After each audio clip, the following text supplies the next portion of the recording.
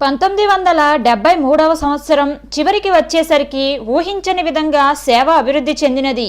సువార్త దండయాత్రల ద్వారా అనేక వేల మంది రక్షణ పొందారు, అనేకులు స్వస్థపడ్డారు, చీకటి శక్తుల నుండి విడుదల పొందారు. చర్చ్ ఆఫ్ గాడ్ మిషన్ సంఘంలో ఇప్పుడు 2000కు పైగా సభ్యులు ఉన్నారు. మరో 3 ఉపకేంద్రాలు బెనిన్లోనే ప్రారంభించారు. 100కు పైగా సంఘాలు నైజీరియా అంతటా స్థాపించబడి బెన్సన్ పర్యవేక్షణలో సాగుతున్నాయి. క్రీస్తు సైన్యం, యవనస్తుల విభాగము, విద్యార్థి బృందాలు కలిసి అనేక చోట్ల సువార్త సేవను ముమ్మరం చేశాయి. ఇంత సేవ జరుగుతున్నప్పటికీ బెన్సన్ తృప్తి పడలేదు. అతని ఎముకలలో పరిశుద్ధాత్మ అగ్ని మండుతూ అతన్ని విశ్రాంతి తీసుకోనియడం లేదు.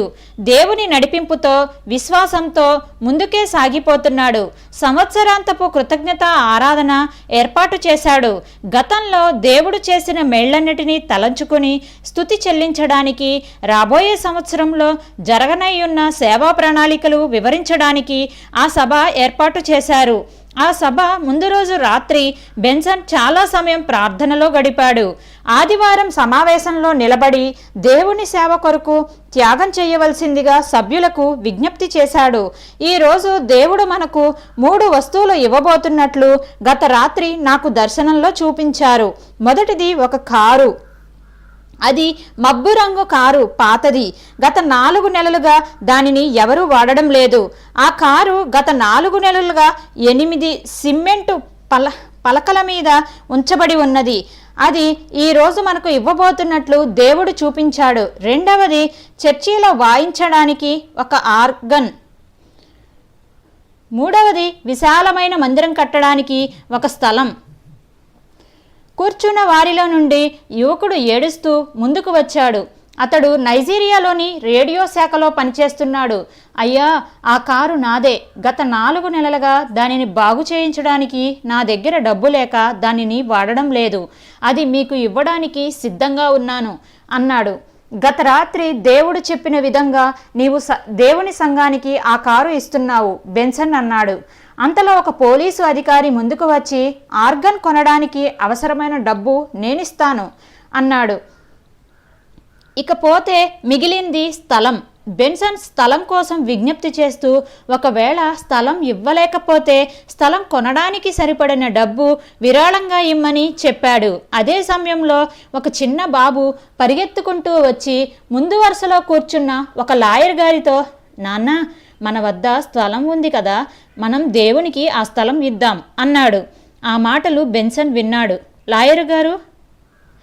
లాయర్ గారు కంగారుగా, ఒరేయ్, గట్టిగా అరవకు, ఇదిగో ఈ చాక్లెట్ తీసుకో అన్నాడు. ఆ బాబు మారం చేశాడు.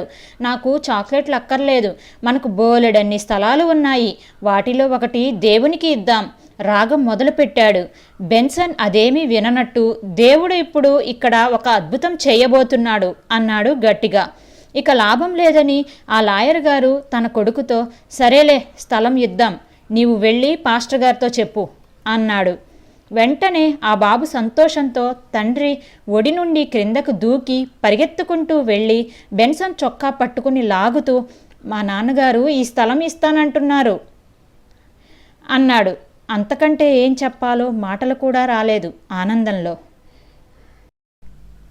బెన్సన్ ఆ బాబును ఎత్తుకుని, దేవుడు ఒక అద్భుతం చేశాడు, మనకు అవసరమైన స్థలం ఇవ్వబడింది, అందుకు సాధనంగా ఈ బాబును దేవుడు వాడుకున్నాడు అన్నాడు.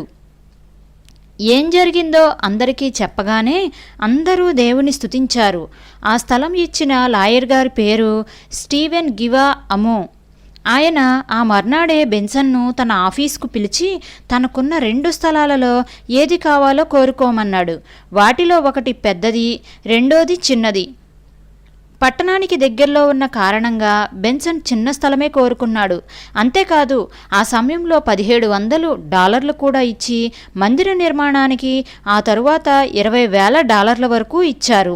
ఆ మరుసటి ఆదివారం స్థలం శుభ్రం చేయడానికి సంఘస్థులకు పిలుపు ఇచ్చేసరికి అందరూ చిన్నపిల్లలతో సహా ఎంతో ఉత్సాహంగా అవసరమైన పనిముట్లు తీసుకుని వచ్చారు.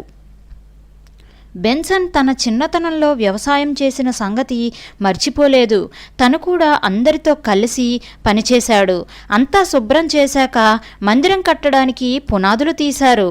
ఒకరోజు ఉదయం బెన్సన్ స్థలం దగ్గరకు వెళ్ళేసరికి వేసిన గుర్తులన్నీ తీసేసి పునాదుల కోసం తీసిన గోతులన్నీ పూడ్చబడి ఉన్నాయి. కారణం తెలుసుకుంటే పురపాలక సంఘానికి చెందిన ఒక అధికారి ఆ పని చేయించినట్లు తెలిసింది. వెంటనే బెన్సన్ వెళ్ళి ఆయనతో మాట్లాడాడు. మీరు ఇక్కడ చర్చి కట్టడానికి వీల్లేదు. ఈ స్థలం మిలిటరీ ఆసుపత్రికి దగ్గరగా ఉంది. మీరు గట్టిగా పాటలు పాడి చప్పట్లు కొట్టి గోల చేసే సంఘమని నాకు తెలుసు. మీరు చేసే అల్లరి వల్ల రోగుల విశ్రాంతికి భంగం వాటిల్లుతుంది అన్నాడు ఆ అధికారి. వెంటనే బెన్సన్ అందుకుని, ఆసుపత్రి విమానాశ్రయానికి కూడా దగ్గరలోనే ఉంది. 200 బూరలు చేసే ధ్వని కంటే ఒక విమానం చేసే శబ్దమే ఎక్కువ. దేవుడు మాకీ స్థలం ఇచ్చాడు కనుక తప్పకుండా మేము ఆలయం కడతాం అన్నాడు. అయితే ఆ అధికారి కట్టడానికి వీల్లేదని పట్టుపట్టి 1 వారం రోజుల పాటు పనిని నిలుపు చేశాడు. కానీ ఈ మందిర నిర్మాణం వెనుక ఎంత ప్రార్థన జరుగుతున్నది ఆయనకు తెలియదు. సంఘస్థులంతా ఏకమనస్సుతో దేవునికి మొరపెట్టారు. ఈలోపుగా బెన్సన్ సంఘంలోని పలుకుబడి గల సభ్యుల సహాయంతో మందిరం కట్టడానికి అవసరమైన అనుమతి పత్రం సంపాదించాడు. అంతేకాకుండా బెన్సన్ విమానాశ్రయం అధికారుల వద్దకు వెళ్ళి వారి అనుమతి కూడా సంపాదించాడు.